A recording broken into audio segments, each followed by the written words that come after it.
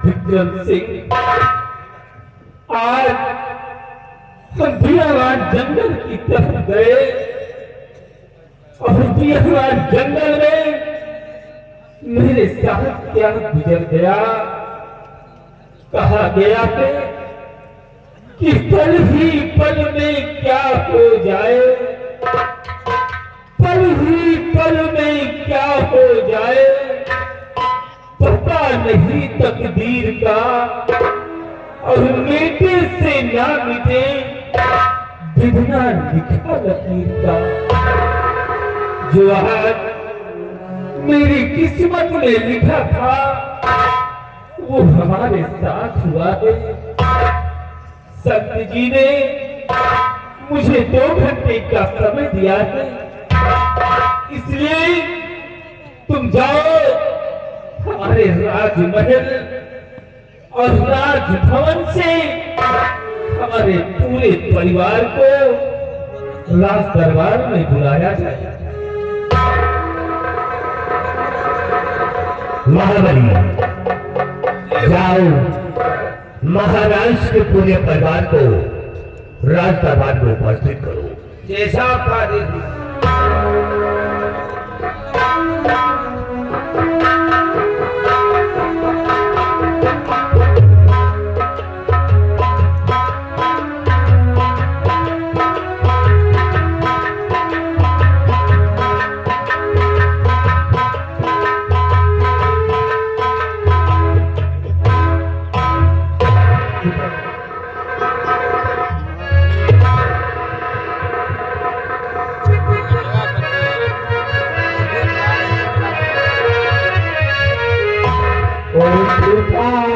चरण में आपके बारंबार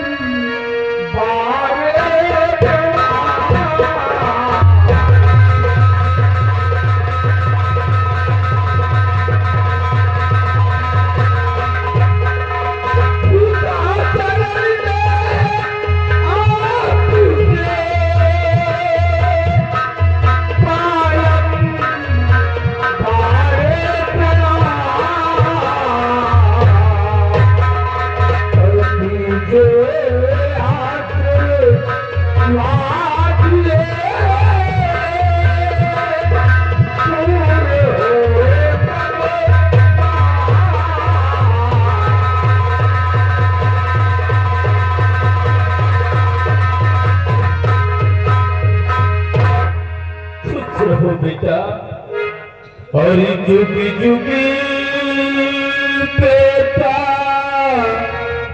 तुम जियो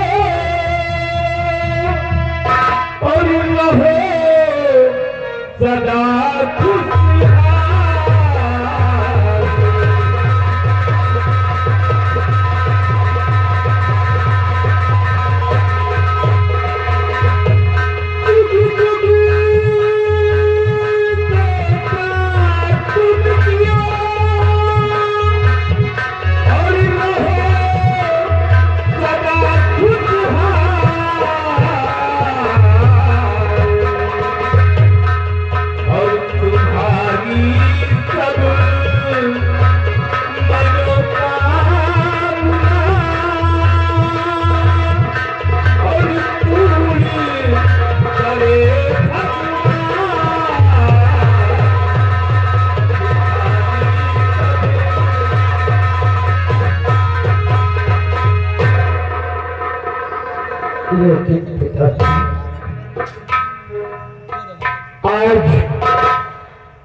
आज राज दरबार में एक मायूसी सी क्यों छाई हुई है? आखिर पिताजी कुछ बोलते क्यों नहीं? आपको कौन सी चिंता है पिताजी? अपने झूठे जी क्यों बताते नहीं? क्या हो गया है मंत्री जी? आप ही कुछ बताइए पिताजी को।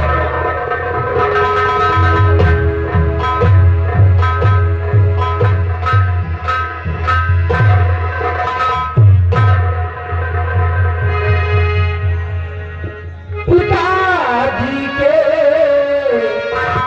चरण में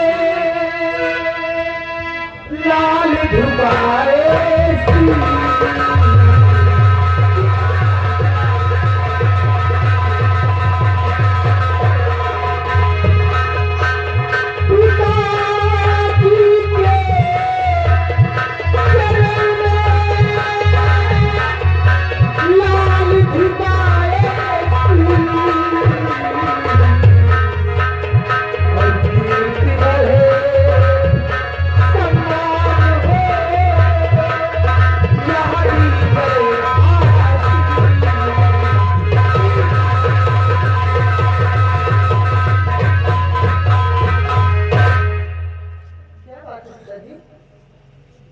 आप कुछ बोल नहीं रहे बड़े भैया। मेरे भाई तुझे खबर से मैं परेशान हूँ। पिताजी से पूछ रहा हूँ कि आप चिंता के सागर में डूबे हुए हैं, आपको क्या हो गया है? अगर आपकी तबीयत नहीं ठीक है तो हम अच्छे से अच्छे वैद्य को बुलाएंगे। लेकिन मेरे भाई पिताश्री कुछ बोलते ही नहीं। आप तुम ही पूछो मुझे तो पूछ, शायद पिताश्री तुमसे कुछ बता दे।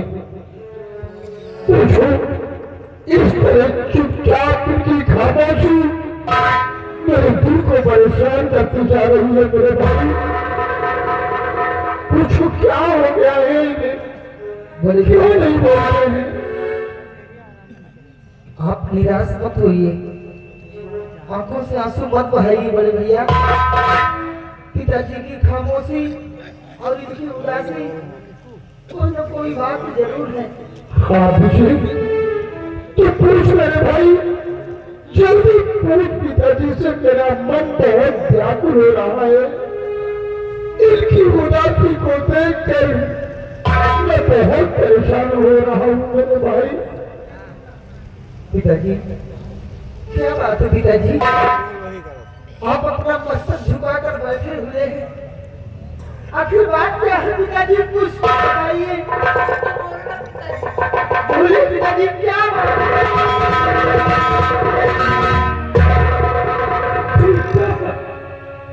तुम लोग मेरी उदासी का कारण जानना चाहते हो तो सुनो बेटा कि मैं इसलिए उदास बैठा हूँ। आज हम और हमारे साथ में महामंत्री विक्रम सिंह और दरबार के सभी दरबारी गए थे पियावान जंगल में शिकार खेलने के लिए। और जब मैं पियावान जंगल में पहुंचा तो रास्ते में एक संत जी तपस्या कर रहे थे। और जब मैं उनके सामने से गुजरा तो मेरा पैर संत जी से टकरा गया। और जब मेरा पैर संत जी से टकराया तो उन्होंने क्रोध में आकर मुझे श्राप दे दिया।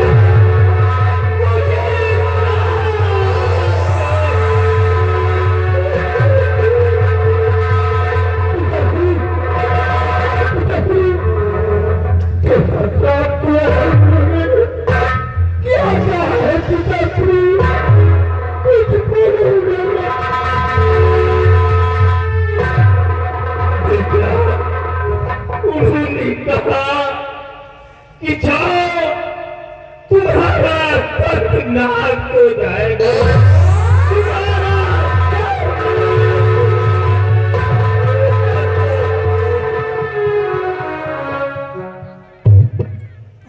जंगल में महात्मा जी ने पिताजी को श्राप दे दिया कि तुम्हारा सर्वनाश हो जाएगा। पिताश्री, अब क्या होगा मेरे भैया? अब क्या होगा? पिताश्री, इस श्राप से मुक्ति पाने के लिए क्या संत जी ने आपको कोई उपाय नहीं बताया? इससे मुक्ति पाने के लिए कोई उपाय तो हाँ बेटा, बताया। उन्होंने कहा कि श्राप से बचने के लिए तुम्हें बिहावान जंगल जाना पड़ेगा और 12 वर्ष कठोर तपस्या करनी होगी, तभी इस श्राप से तुम्हें मुक्ति मिलेगी।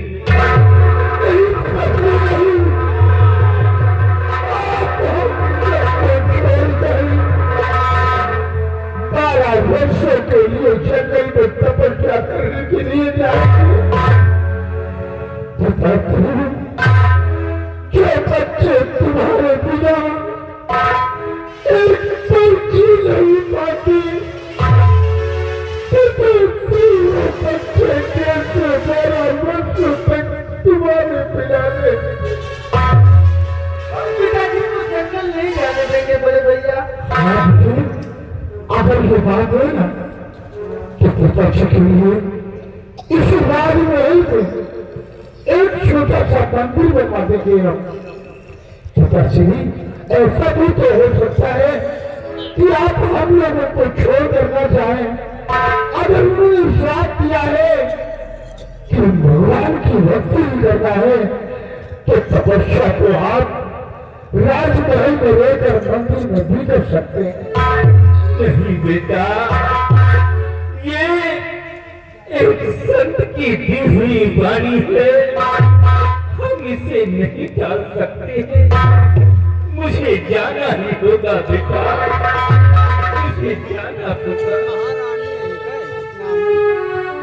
मुझे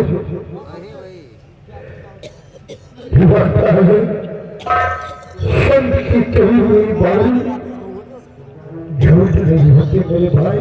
लेकिन भैया,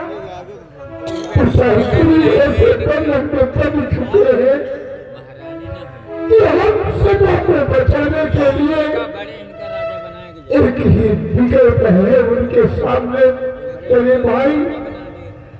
जब तक वो इस सिंहासन को छोड़कर 12 वर्षों के लिए जंगल में तपस्या करने के लिए नहीं जाएंगे, अगर ऐसा ना हुआ तो हमारा ये राजपाट हम सब लोग तहस नहस हो जाएंगे। लेकिन बड़े भैया, पिताजी जंगल चले जाएंगे तो इस राजपाट की जिम्मेदारी को कौन संभालेगा? यही तो सोचकर मैं भी परेशान हूँ मेरे भाई कि हम बच्चों को इस रियासत में कभी बराबर घूमना भी नहीं आया है, कहीं कुछ जानते भी नहीं है।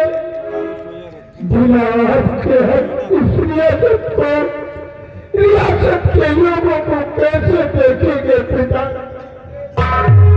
पिता, मैं भी बैठे बैठे यही सोच रहा हूं कि मेरे जाने के बाद इस राजपाट की जिम्मेदारी कौन संभालेगा।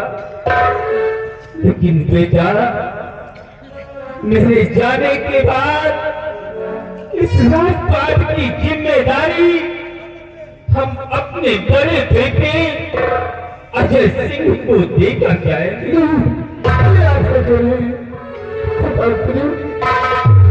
हम और ये राज सिंहासन की बात नहीं, ये राज ताज नहीं, ये हमसे नहीं हो सकता पिताश्री। हम बच्चे क्या करें?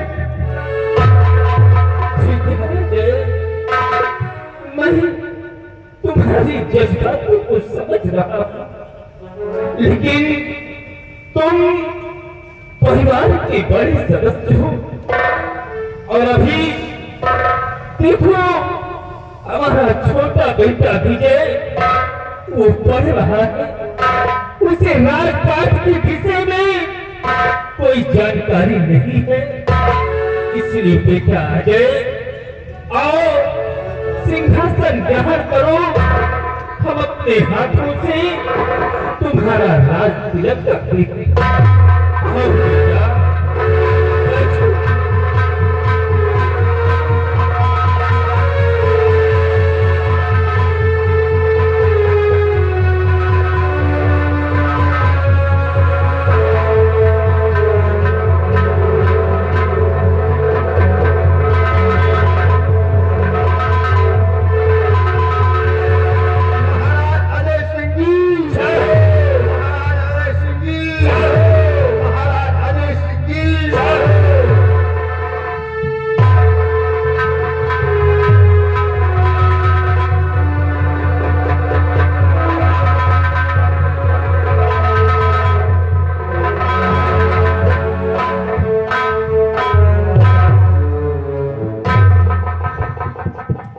बेटा ये जिम्मेदारी तो तुमने संभाल लिया है, लेकिन जिस तरह हमारे शासन काल में हमारी प्रजा को किसी प्रकार की तकलीफ नहीं होती थी, उसी तरह आज के बाद तुम्हारे शासन काल में प्रजा को किसी प्रकार की तकलीफ नहीं होनी चाहिए।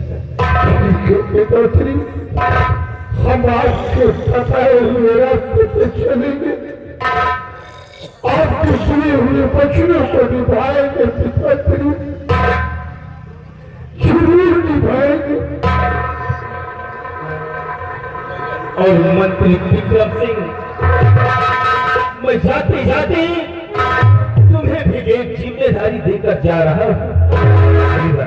अभी हमारे बेटे को राजपाट के विषय में कोई जानकारी नहीं है, इसलिए तुम जाओ प्रजा भ्रमण की तरफ और प्रजा में घूमकर देखते रहना। अगर हमारी प्रजा को किसी प्रकार की तकलीफ हो तो आकर हमारे बेटे से कहना।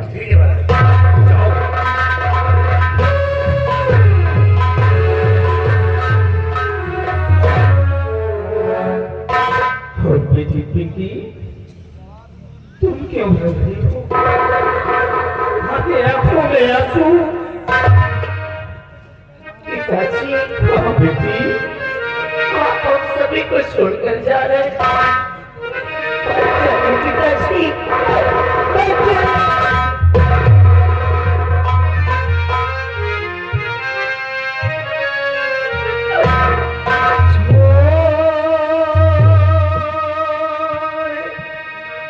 मुझको पिताजी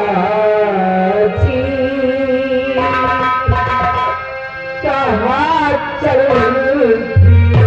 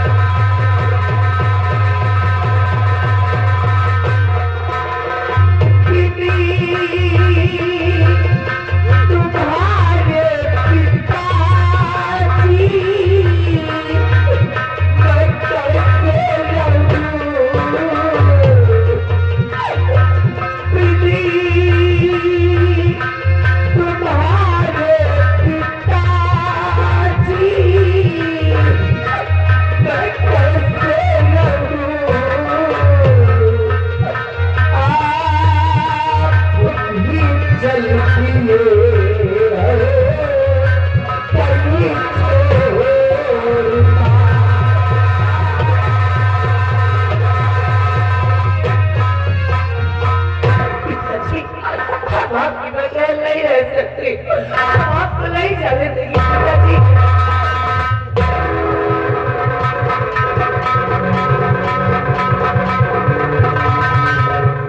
बेटी, तुम घबराओ नहीं, मैं चला जाऊंगा तो क्या हुआ, लेकिन तुम्हारे भैया है, तुम्हारी भाभी माँ है, ये तुम्हें किसी प्रकार की तकलीफ नहीं होने देगा। भगवानी, मैं जाते जाते तुम्हें भी एक जिम्मेदारी देकर जा रहा हूँ जी पिताजी। कि तुम हमारे बच्चों की भाभी माँ हो, और भाभी माँ एक माँ के समान होती है, इसलिए मेरे जाने के बाद हमारे बच्चों को किसी प्रकार की तकलीफ नहीं होनी चाहिए। और बेटा अजय, अब मेरे जाने का समय हो गया है। संत जी ने मुझे 2 घंटे का समय दिया था, वो पूरा हो गया है।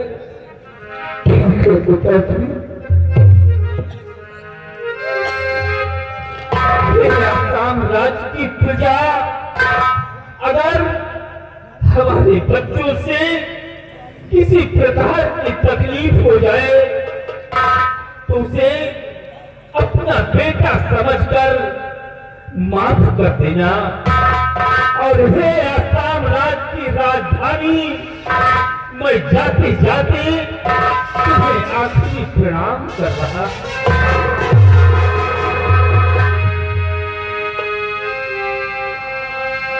और अब है प्रणाम, और अब है प्रणाम तुम्हें राजधानी, अब है प्रणाम।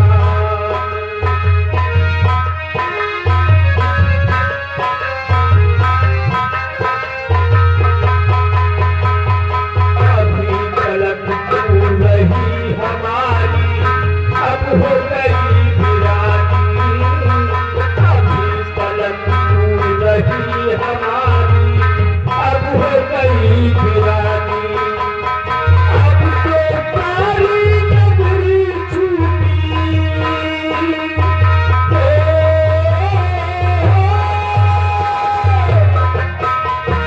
अब तो सारी नगरी छूटी, छूटा राजधानी,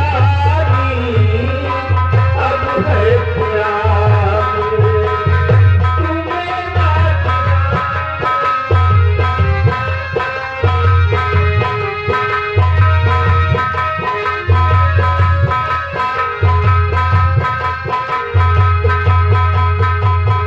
अभी तलक तो रही हमारी, अब हो गई वीरानी। अभी तलक तो रही हमारी, अब हो गई वीरानी। बेटे बेटा विधान करना,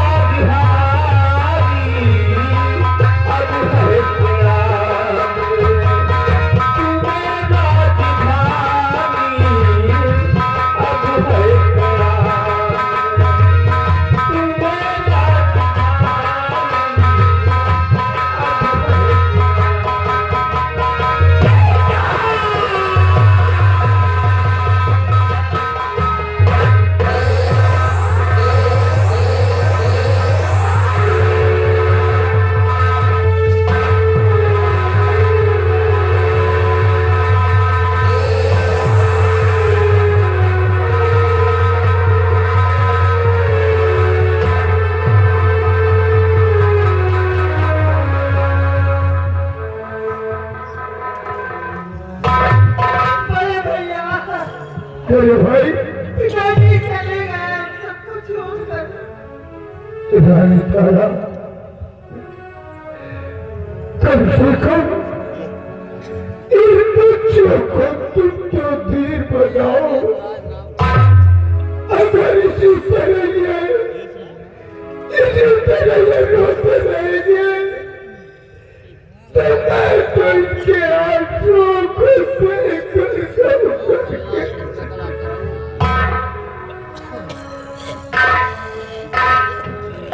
तुम्हें कुछ समझाओ वरना ये रो रो के अपनी हालत खराब कर लेंगे। विजय और पिंकी, तुम दोनों मेरे पास आओ। मैं तुम दोनों को एक बात बताऊं, ऊपर वाला जो करता है वही होता है। उसके मर्जी के बगैर पेड़ का एक पत्ता भी नहीं हिलता। रातें ढलती नहीं, दिन भी निकलता नहीं, उसके मर्जी बिना पत्ता हिलता नहीं। रब जो चाहे वही तो होना है, रब जो चाहे वही तो होना है।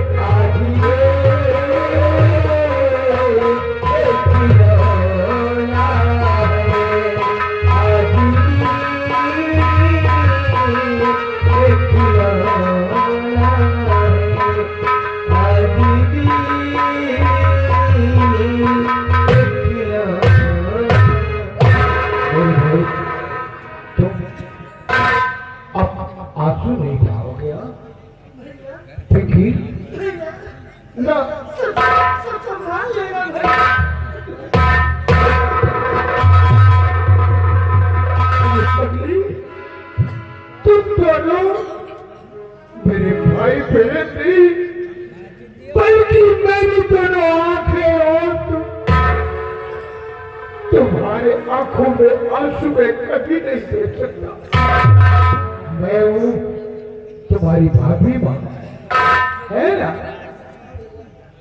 तारा, इन बच्चों को इतना प्यार देना, तुम इतना दुलार देना कि रियासत के लोग कभी ये न कह सके कि भाभी होकर मां का प्यार बच्चों को नहीं दे सकती। प्यारनाथ, आप इसकी चिंता बिल्कुल न करें। हाँ तारा, मैं इन दोनों को इतना प्यार दूंगी, इतना प्यार दूंगी कि ये दोनों हमें कभी भुला नहीं पाएंगे। इसलिए अगर इन्हें जरा से भी कभी महसूस पड़ी पिताजी की, तो ये फिर से रो पड़ेंगे उन्हें याद करके। नहीं, ऐसा हरगिज नहीं होगा। और हाँ, एक बात और है प्यारनाथ, बोलो। आज 15 अगस्त है, इन दोनों को कॉलेज भी जाना है। अरे हाँ विजय, अरे पगले आज तो 15 अगस्त का दिन है, तुम दोनों कॉलेज में जाओगे क्या? बोलो। भैया, ये तो हम भूल ही गए थे। अच्छा किया कि आपने याद दिला दिया हमें। चलो ठीक है, जल्दी से चलो, हाथ मुंह धो और खाना खाओ, उसके बाद टाइम पे कॉलेज के लिए तैयार हो जाओ। ठीक, हमारे बच्चे बहुत बहादुर हैं। आए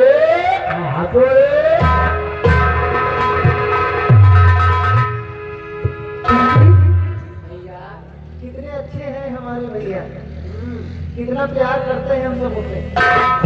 और मेरा भी एक परम कर्तव्य है कि बड़े भैया का मान सम्मान हमेशा बचा के रखना है।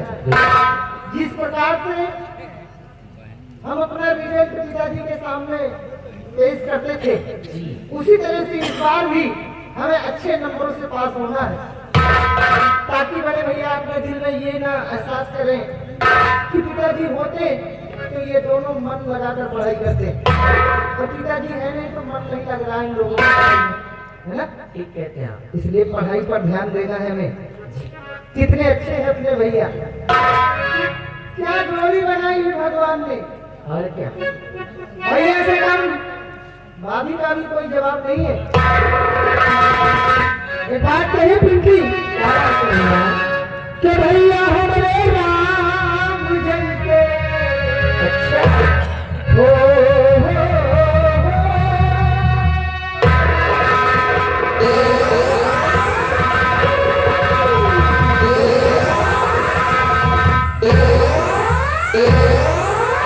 अरे काफी समाचार हो गया है मुझे। भाई किसका हूँ आपका? इतनी बड़ी तो संख्या मत क्या चाहिए भैया? हमारे भाई बहन के लिए आप ही सब कुछ है। क्योंकि भैया हमारे राम जैसे, तो भौजी हमारी सीता, इनके बचन